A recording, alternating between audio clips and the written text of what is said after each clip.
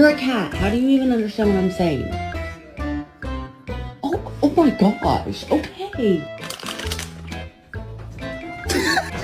Before that.